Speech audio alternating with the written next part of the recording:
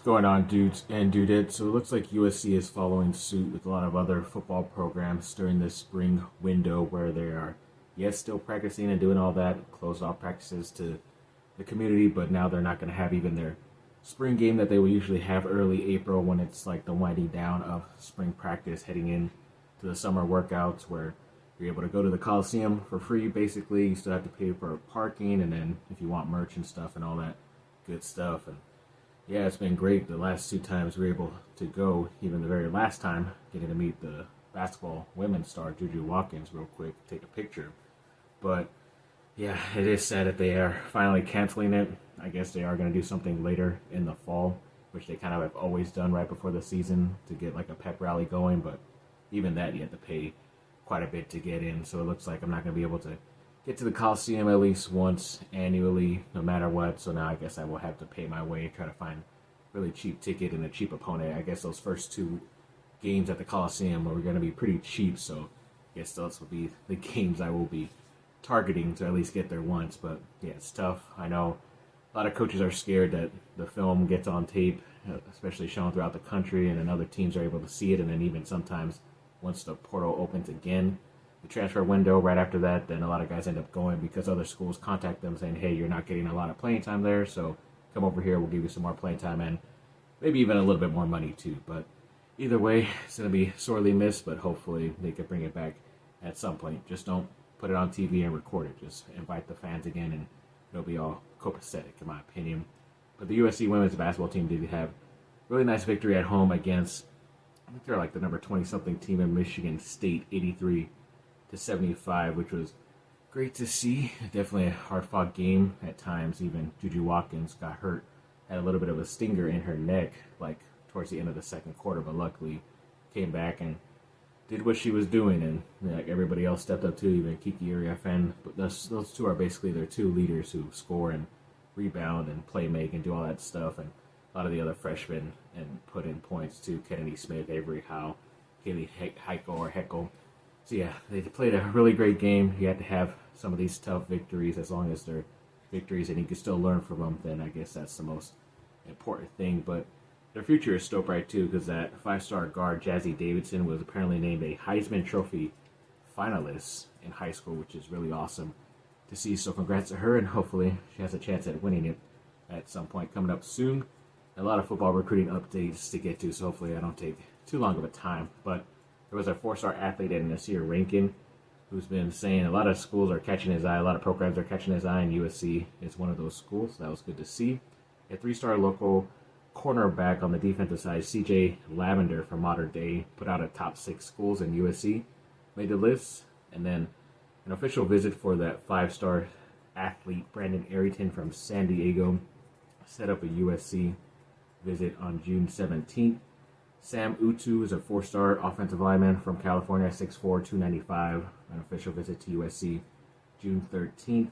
And a 4-star athlete, Gavin Williams, put out a bunch of offers. And of course, USC is involved in his recruitment. He's a 2027 guy, so he's just going into his junior year.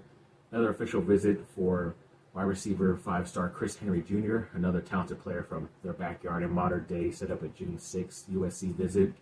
A Florida 2026 defensive lineman, Kendall Gerville, has set up an official visit to USC. Don't know the exact date, but he's a top 100 defensive lineman, so that's great. And then even a recruiting prediction machine put in by two guys, Chad Simmons and Steve Wiltfong, for the 4-star quarterback Jonas Williams to switch from Oregon to USC coming up soon, hopefully. So that was great to see. Then there was also a 4-star tight end / edge rusher and Jalen Mercer putting out his official offers list, and USC was up there and highlighted, so that was cool. And then a 4-star wide receiver also from their backyard in Modern Day, Caden Dixon Wyatt, has a USC visit on June 6th. Their 4-star running back Deshaun Rideau put out a top 6 that included USC, another local guy from Oaks Christian. I thought he was maybe already committed to USC, but I guess they're still in the process. A 4-star edge and Nolan Wilson has a USC official visit on June 20th. A 4-star offensive tackle Kelvin Abid, who is 6'5", 265, has an unofficial visit to USC April 25th through the 26th. So I guess he's an underclassman. So we'll see where he ends up. I know The returning wide receiver Mekhi Lemon for USC has been named one of like the top 10 returning receivers in all of college football, which is really cool by PFF. So congrats. And then NFL and AWS and Amazon are doing some type of women's forum for the class of 2025, and they invited Zaire Turner, who was recently the assistant athletic director and the director of recruiting operations for the football team at USC. So yeah, congrats to her, and obviously was one of the big gets from Notre Dame who came along with Chad Bowden. I want to say Bobby Bowden, the other similar name in college football greats, but yeah, she came along with Chad Bowden, his basically assistant. He thought she would get his job at Notre Dame, but she came and accepted the assistant job under him, and it's been great so far, and it looks like she's one of those rising stars, so hopefully she ends up sticking around. And I forgot the positions for a lot of these guys, but they did set up official visits to USC also. There's a guy named Peyton Man Dyer, another guy who I always get his name wrong, but Pulele E.T. Primus, another official visit. Nicholas Reddish locked in an official visit. Tiki Hola, official visit. Cohen Brown locked in an official visit too. So those were all great to see. And House of Victory had a couple of new signings off on the football side. Defensive tackle Kobe Pepe. Defensive lineman Cash Jacobson, the freshman. Second-year linebacker Desmond Stevens, the second. And I believe incoming freshman as well, defensive back Steve Miller. I was kind of surprised with Kobe Pepe because I thought he was already going to be graduating, but maybe he got an extra year for some reason. That's pretty cool. So always good to still have, defensive linemen that are 300 plus pounds. So hopefully he could still contribute positively to the USC defensive roster coming up. And the men's baseball team did have a couple of victories. I think they already started 5-0 this season. They beat UC Irvine, a local school, 5-2, and then I forget this other team who they were, but they beat them 7-0 today. So that was great.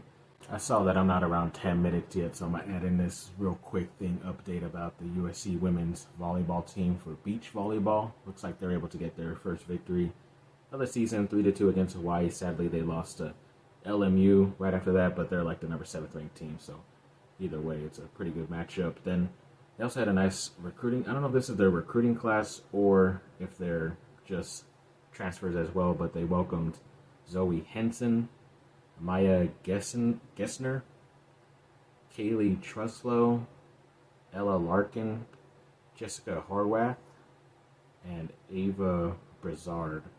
So yeah, congrats to all those ladies. I think Larkin, I saw that she was maybe a transfer, but yeah, it's kind of weird how some accounts for these teams will put out like, oh, officially this is like a transfer that committed, or someone that's committing from the high school ranks, and oh, this is our signing class and all that stuff. This was kind of just put up right before the results of the games today. So, yeah, it just happened very quickly. I know they're on their way to a 4-peat, if I'm not mistaken. I believe they won 3 straight last year for the beach volleyball side with women. So, hopefully they can make it a 4-peat and do some domination out there. But hoping for the best, and good luck to those ladies.